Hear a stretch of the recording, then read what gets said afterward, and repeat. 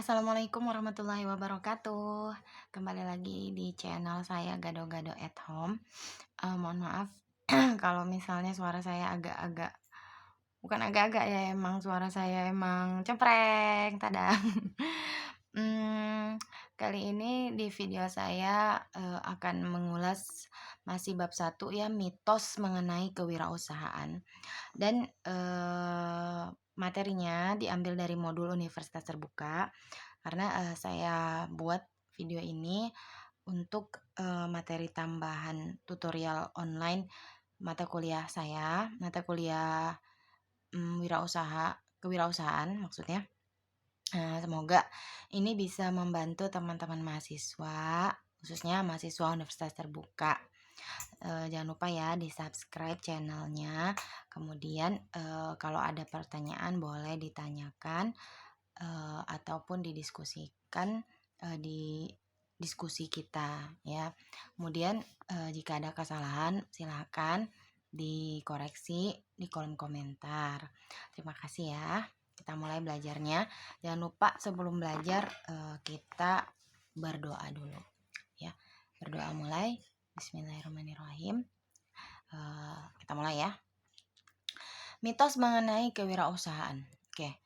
Jadi, mitos itu dianggap sebagai sesuatu yang benar, padahal itu kan belum tentu benar, gitu. Itu kan namanya mitos. Nah, dalam, ilmu kewirausahaan ada juga mitos-mitos tertentu yang selama ini dianggapnya itu benar, padahal itu belum tentu benar. Nah, pada modul ini ya, diketahui bahwa, eee, ada beberapa mitos-mitos yang menyebabkan, anggapan bahwa kewirausahaan tuh, tidak seperti ini loh, tapi seperti ini. Nah, itu benar apa enggak? Kita lihat ya di sini. Kita mulai. Selama ini di masyarakat telah muncul berbagai mitos mengenai kewirausahaan. Nah, saya mungkin, kali ini saya bikin videonya itu ringkas aja ya. Jadi, kalau untuk baca secara detail silahkan teman-teman buka modulnya ya. Modul EKMA 4370 kewirausahaan, tapi karena saya ini mau ngejelasin secara ringkas jadi saya cepetin aja ya. Nah, ini ya, para peneliti kewirausahaan tentunya bisa merasakan bahwa bidang ini masih terus berkembang, sehingga banyak mitos ya yang dipercaya oleh, masyarakat ya. Nah, berikut ini disajikan 10 ya. Ada 10 mitos yang paling sering muncul di masyarakat. Yang pertama adalah wirausahawan adalah orang yang cenderung bertindak dan bukan pemikir. Oke, di sini kita tahu ya, pendapat ini, eee, tidaklah benar ya.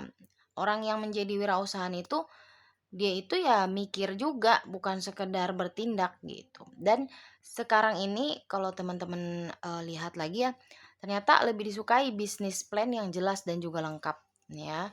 Jadi sebenarnya, itu mitos ya kalau wirausahaan itu nggak butuh berpikir. Kemudian yang kedua itu, kewirausahaan merupakan bakat yang dibawa sejak lahir. Mhm.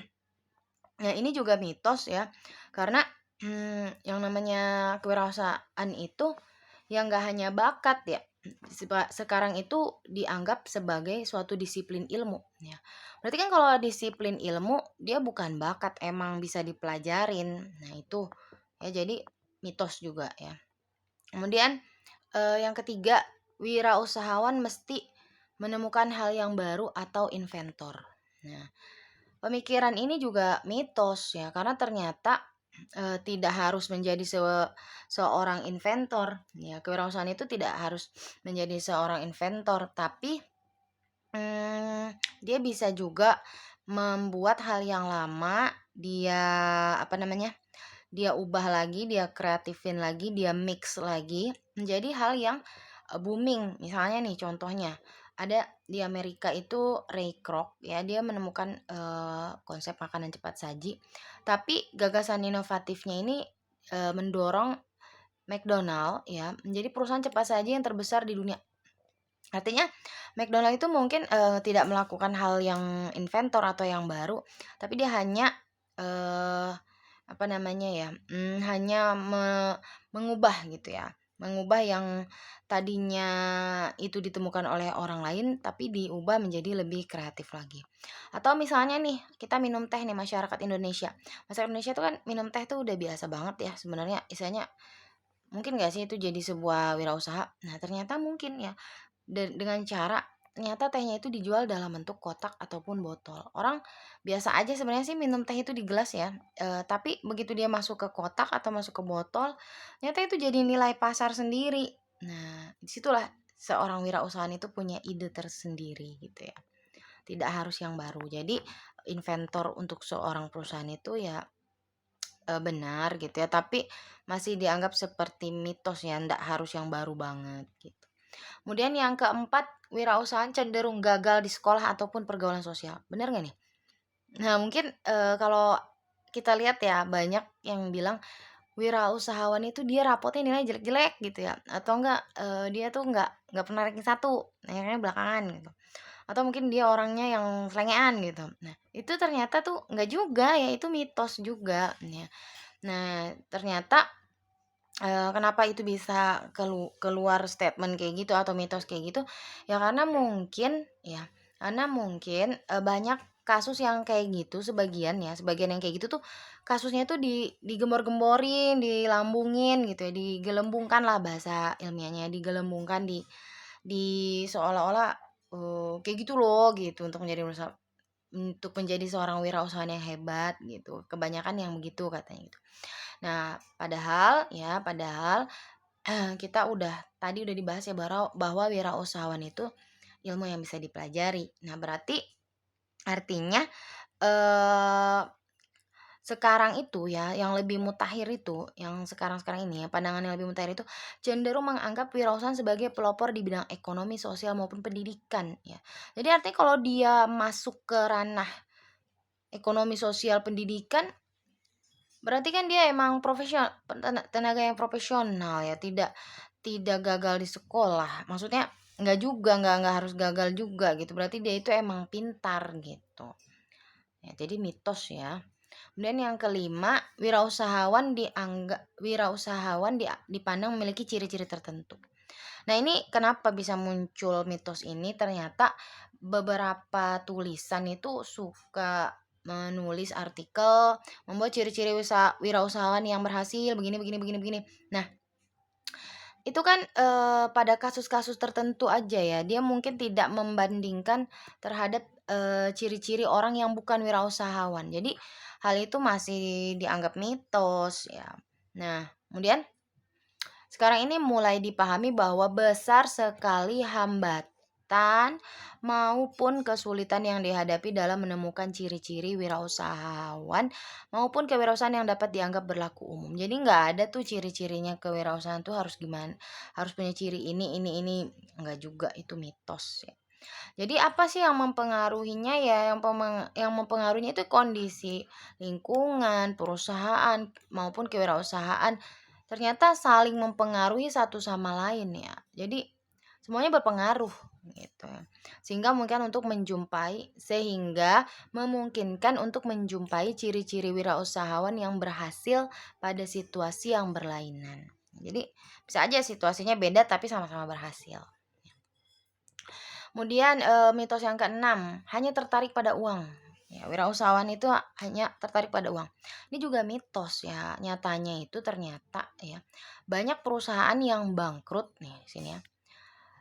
Banyak perusahaan yang bangkrut itu bukan karena dia nggak punya duit, bukan. Tapi setelah ditelusuri, kegagalan perusahaan tersebut tuh akibat dari ketidakberesan aspek yang lain. Misalnya si pengelolanya tidak kompeten, perencanaannya buruk, kultur kerjanya tidak mendukung, dan berbagai alasan lainnya yang mungkin aspek-aspeknya itulah yang bikin ada masalah di keuangan. Nah, barulah bangkrut si perusahaan. Artinya perusahaan itu tidak hanya tertarik pada uang gitu ya.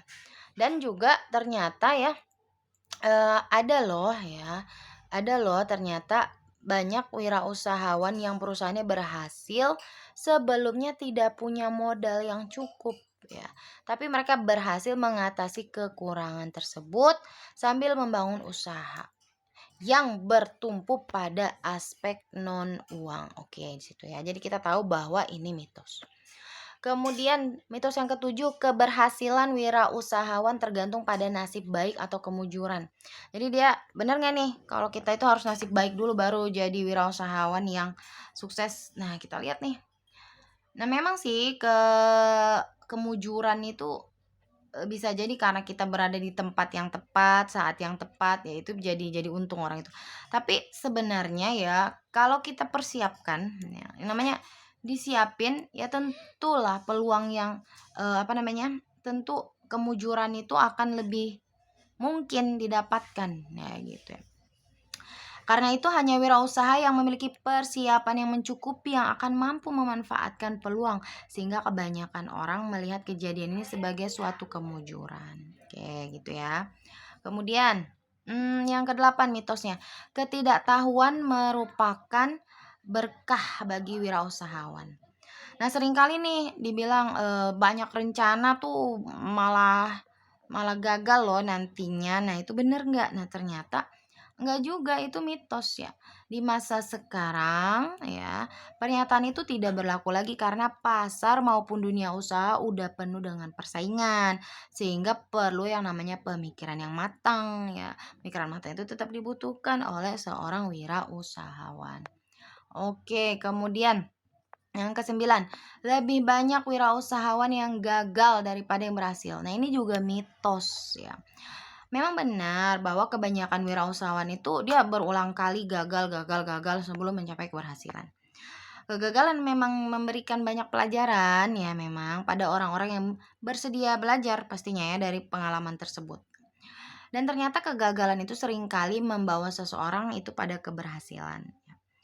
Nah, ini kan terlihat jelas ya pada prinsip koridor yang menyatakan bahwa apabila suatu usaha mulai dijalankan, maka berbagai peluang baru yang tidak direncanakan itu pasti kan akan kelihatan tuh, akan muncul.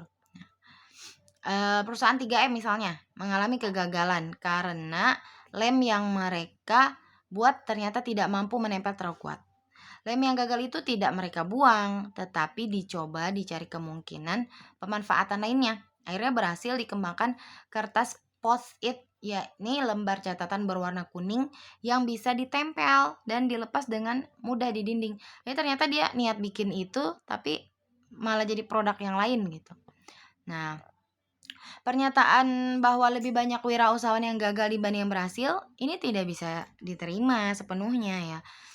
Ditambah seorang peneliti menemukan bahwa masyarakat pandangan kebanyakan orang bahwa lebih banyak wirausahaan yang gagal daripada yang berhasil ternyata tidak tepat.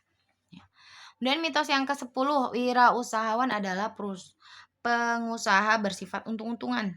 Nah, ini juga mitos. Banyak pihak yang melihat wirausahawan seakan-akan merupakan pengusaha yang perilakunya sangat untung-untungan.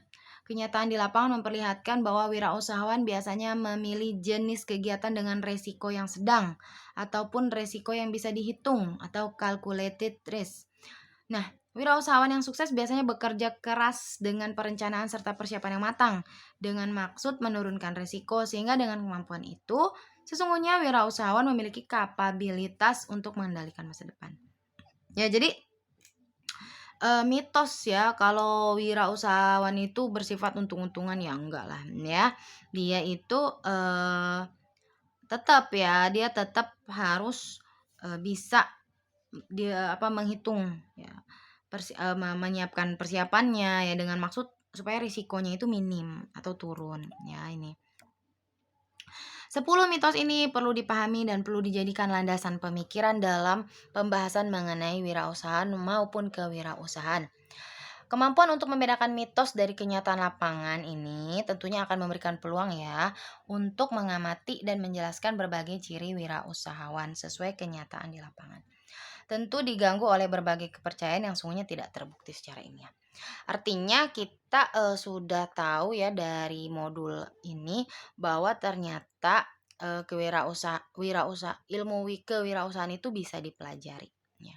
Bisa dipelajari itu terjadi ternyata apa ya nggak benar juga bahwa hanya orang tertentu yang bisa jadi wirausahawan, enggak juga. Ya, ternyata itu ilmunya bisa dipelajari.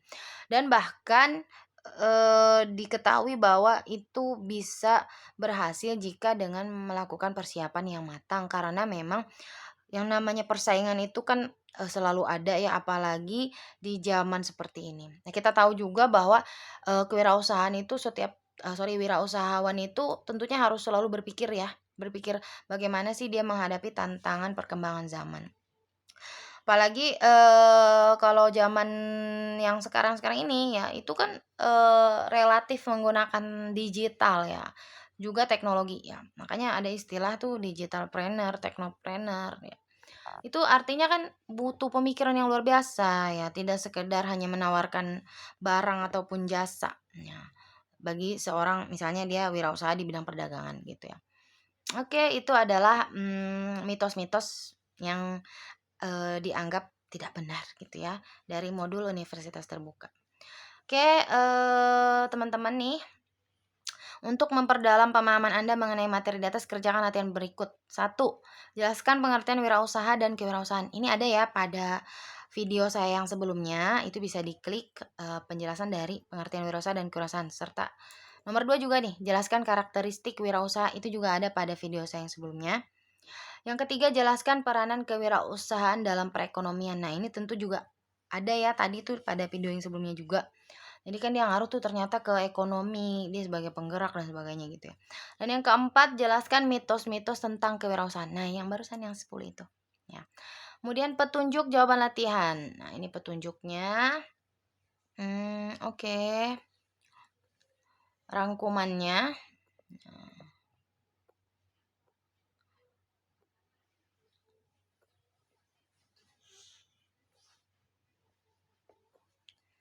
Oke, itu ya, sekilas, tentang mitos-mitos wirausahawan. Jangan lupa teman-teman di-subscribe ya video saya, insya Allah saya akan terus berusaha mengupload video-video yang bermanfaat. Thank you. Assalamualaikum warahmatullahi wabarakatuh. Bye-bye.